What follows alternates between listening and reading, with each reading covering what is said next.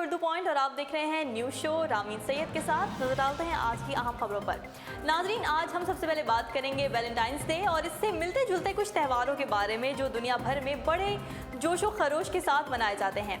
Valentine day को मोहब्बत का त्यौहार कहा जाता है और सारी दुनिया में जोड़े इस दिन एक दूसरे को तोहफे देते हैं। लेकिन जनूबी कोरिया, जापान और कुछ दूसरे ममालिक ऐसे भी हैं जहां वैलेंटाइन डे पर तोहफा और चॉकलेट देने की जिम्मेदारी खवातीन की होती है।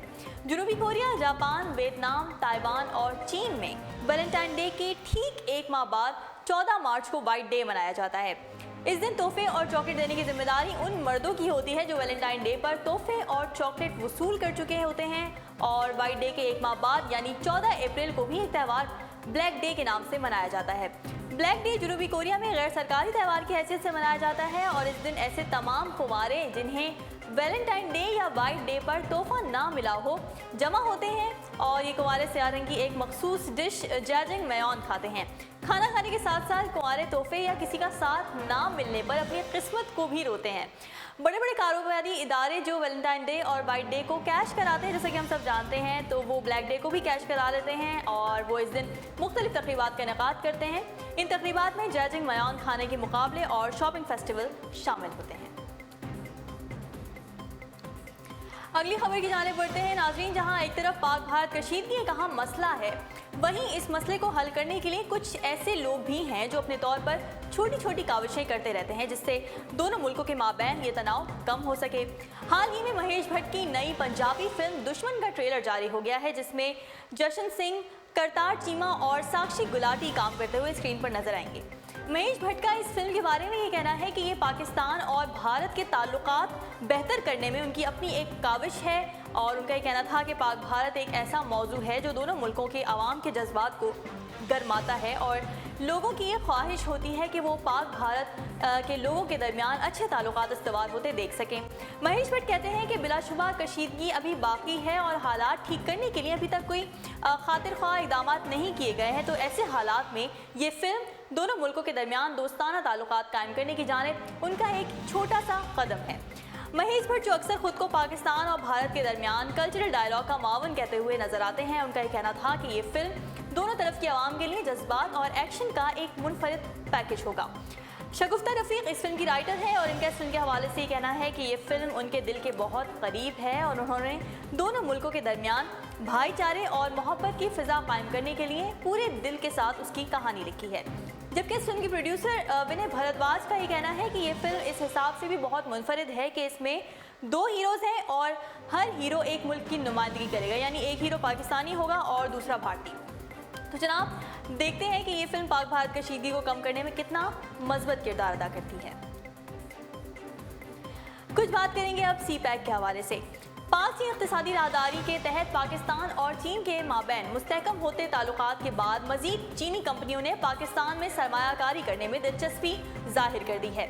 मारूफ चीनी अखबार शंघाई डेली के मुताबिक दोनों ममालिक के माबैन मुस्तहकम होते ताल्लुकात के तनाजुर में चीन पाकिस्तान में 57 अरब डॉलर्स की सरमायाकारी कर रहा है, जो कि एक अहम बैनुल-अक़वामी तिजारती राहदारी के तौर पर मुस्तक़बिल में किरदार अदा करेगा। पाकिस्तान की बैनुल-अक़वामी शोहरत की हामिल कारोबारी कंपनियों के चीफ एग्जीक्यूटिव का ही कहना है कि चीनी सरमायाकार पाकिस्तान के स्टील, तवानाई और टेक्सटाइल के शोबों में सरमायाकारी करने के मनसूबाबंदी कर रही हैं, जो कि पाकिस्तान की 270 अरब डॉलर्स की मईशत में रीढ़ की हड्डी की हैसियत रखते हैं। तज्ज़िया निकारों के मुताबिक चीनी कंपनियां वन बेल्ट वन रोड के तहत पाकिस्तान में सरमायाकारी करने में दिलचस्पी जाहिर कर रही हैं, क्योंकि चीन का मगरबी सरमाया हमसाया अहम तिजारती शराकतदार बन चुका है और चीन में मुआशी शरह नमू सुस्त रवि का शिकार है। नाज़रीन, जहाँ दुनिया भर में नौजवान नौकरियों की तलाश में निकले रहते हैं, वहीं कुछ लोग ऐसे भी हैं जिनमें छोटी सी उम्र से ही नौकरी करने और खुद मुख्तार ज़िंदगी गुजारने की लगन मौजूद होती है। हाल ही में सोशल मीडिया पर एक ख़त बहुत मकबूल हुआ है और ये कोई मामूली ख़त नहीं है बल्कि नौकरी की दरख्वास्त का ख़त है जो 7 साला बच्ची ने गूगल के CEO के नाम लिखा है। ये बच्ची इंग्लैंड की रिहायशी है और इसके खत से ऐसा मालूम होता है कि वो अपने नन्हे पैरों पर खड़ी होने के लिए खासी पुरजोश है। जबकि इस खत के जवाब में CEO गूगल सुंदर बचाई ने 7 साल बच्ची के अज़म को सराहा है और सराहते हुए उसे जवाब दिया है कि अपने ख्वाबों के पीछे भागो और उनको पूरा करने के लिए मज़ीद मेहनत करो। और बिल्कुल यही इस दुनिया के उसूल हैं नाज़रीन, क्योंकि कोई भी मुकाम हासिल करने के लिए मेहनत तो बिलाशुबा ज़रूरी होती है। इसके साथ ही बढ़ते हैं अगली खबर की जानिब, जो पेशावर से है। सरहद यूनिवर्सिटी पेशावर से ताल्लुक़ रखने वाले 3 तालिब इल्मों ने 1 लीटर फ्यूल से 180 किलोमीटर का फासला तय करने वाली छोटी सी गाड़ी बनाई है। इस कार की पेट्रोल की खपत के मामले में किफ़ायत शुमार होने की वजह इसमें cutting edge electronic fuel ejection system का इस्तेमाल है, जो कारों और मोटरसाइकिलों में इस्तेमाल किया जाता है। इलेक्ट्रॉनिक फ्यूल एजेक्शन को एक माइक्रो प्रोसेसर यूनिट कंट्रोल करता है, जो मैकेनिकल सिस्टम के मुकाबले में ज़्यादा काबिल एतबार, किफ़ायत शुमार और सस्ता है। ये कार बहुत ही छोटे साइज़ की है क्योंकि इसे मोटरसाइकिल के इंजन में तब्दील करके बनाया गया है और इसकी सबसे अहम और वाहिद खुसूसियत इसका 1 लीटर पेट्रोल से 180 किलोमीटर का फासला तय करना है। और इस प्रोजेक्ट को 16 फरवरी 2017 को सिंगापुर में होने वाली एशियाई कारोबारी की नुमाइश के लिए भी मुंतखब किया गया है।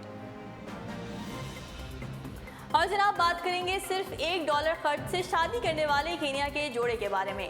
विल्सन और एन मुतला ने सन 2016 में 2 बार अपनी शादी की तकरीब मुअत्तल की क्योंकि वो इस पर खर्च करने के लिए $300 जमा ना कर सके थे।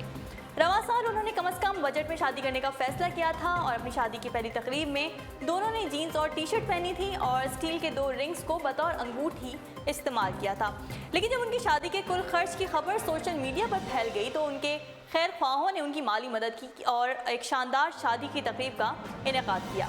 कीनिया में मीडिया के अंदाजे के मुताबिक नायरोबी के एक मारूफ होटल में उनकी हालिया तकरीब का खर्च $35,000 तक हो सकता है। क्योंकि जोड़ा पहले से ही शादीशुदा था, इसलिए हालिया तकरीब में उन्होंने सिर्फ अंगूठियाँ एक दूसरे को पहनाई। उधर कुछ लोग इंटरनेट पर यह भी सवाल उठा रहे हैं कि मुंतज़मीन ने इस तकरीब पर इतना खर्चा करने के बजाय जोड़े की माली इमदाद क्यों नहीं की। तो इसके जवाब में तकरीब की मरकजी मुंतज़िम कंपनी सिल्क इवेंट्स प्लानर का ये कहना था कि जोड़े को पहले ही माली इमदाद की जा चुकी है और इस तकरीब का मामला रोमानवी था। कंपनी के तर्जुमान का ये कहना था कि जोड़े को दीगर अफराद ने पहले ही माली इमदाद दे दी थी। मुख्तलिफ लोगों ने मुख्तलिफ सतह पर उनकी मदद की थी और उन्हें एक फार्म, एक हनीमून और बिजनेस शुरू करने के लिए रकम का वादा पहले ही मिल चुका है। खबरों के सिलसिले को आगे बढ़ाते हैं। आपको बताएं कि पाकिस्तानी गुलकार ताहिर शाह ने अपने गीत एंजल पर अमेरिका में एपेक्स अवार्ड 2016 नहीं बल्कि 2017 जीत लिया है।